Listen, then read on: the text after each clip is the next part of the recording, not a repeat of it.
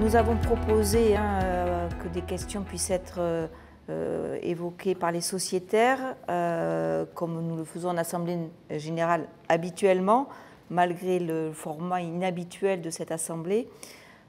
Pour autant, nous n'avons pas reçu de questions écrites, mais nous nous proposons de répondre à des questions qui sont habituellement posées et peut-être apporter aussi des éclaircissements sur des points d'actualité.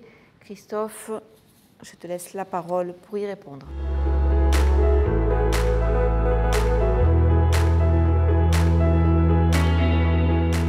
Donc, le taux de rémunération des intérêts aux parts sociales de la Banque populaire occitane ne peut excéder la moyenne du taux moyen de rendement des obligations des sociétés privées publié par le ministre en charge de l'économie, calculé sur les 3 dernières années civiles précédant l'Assemblée générale, majoré depuis le 11 décembre 2016 de 2 points.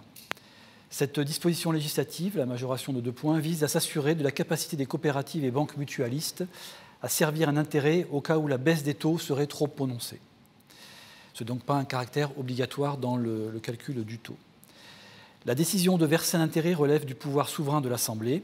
Cette dernière peut d'ailleurs décider de ne verser aucun intérêt.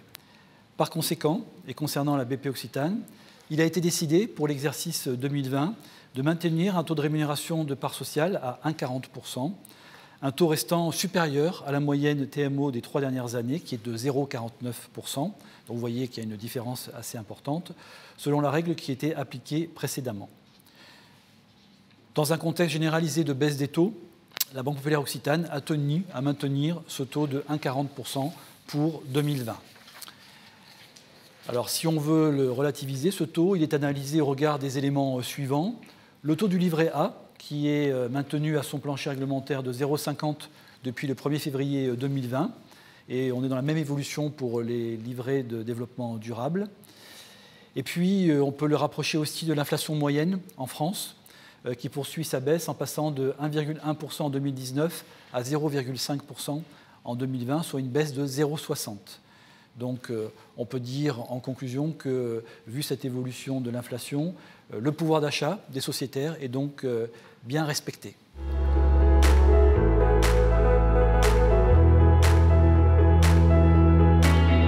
Alors, effectivement, au cours des derniers mois, l'actualité du groupe a été dense.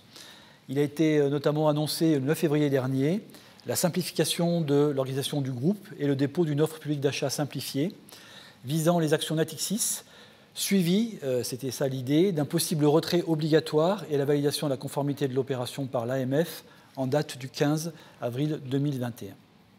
Alors ce qu'il faut noter, c'est qu'en 10 ans, le groupe BPCE est devenu l'un des plus grands groupes bancaires en Europe, parmi les plus solides. Il dispose d'un modèle de banque coopérative universelle, décentralisé et articulé autour de 3 métiers, la banque de proximité et l'assurance, la gestion d'actifs et de fortune et la banque de grande clientèle. Le groupe est présent en plus sur tous les segments de clientèle, que ce soit particuliers, professionnels, entreprises et institutionnels. À un moment où se dessine une recomposition du paysage concurrentiel des institutions financières en Europe, et dans la perspective d'un nouveau cycle économique post-crise sanitaire, le groupe BPCE souhaite, dans le cadre de son plan stratégique 2021-2024, qui sera annoncé en juin prochain, accélérer la dynamique de développement de ces métiers en leur apportant les moyens d'accroître leur manœuvrabilité stratégique, leur développement au service des clients et leur performance au travers d'une simplification de son organisation.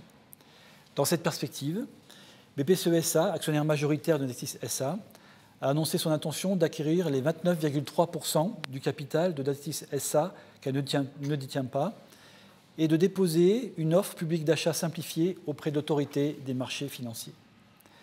Le projet d'offre publique, au prix de 4 € par action Natixis, sera, le cas échéant, suivi d'un retrait obligatoire si les conditions de mise en œuvre étaient satisfaites. Ce prix a été établi à partir de plusieurs analyses boursières, des comparatifs de marché et par des conseils externes spécialisés. Ce prix représente une opportunité de liquidité avec une prime significative pour les actionnaires minoritaires de Natixis. Comme le veut la réglementation, un expert indépendant a été mandaté pour évaluer l'équité du prix offert. Son rapport a été rendu le 15 mars 2021, rapport disponible sur le site de Natixis et sur celui de l'AMF. et présente une analyse très détaillée, notamment sur la valorisation de Natixis en approche multicritère, et conclut sur le caractère équitable du prix d'offre de 4 € par action. Natixis ayant annoncé son intention de verser un dividende de 6 centimes par action au titre de l'exercice 2020 cette année, il est à noter que BPCE a souhaité que le prix de 4 € par action soit maintenu après le détachement du dividende. Donc c'est une précision très importante. Cette intention de distribution de dividendes est soumise à l'approbation de l'Assemblée générale Natixis du 28 mai 2021. Le conseil de surveillance de BPCE a approuvé cette opération et a autorisé le dépôt de l'offre.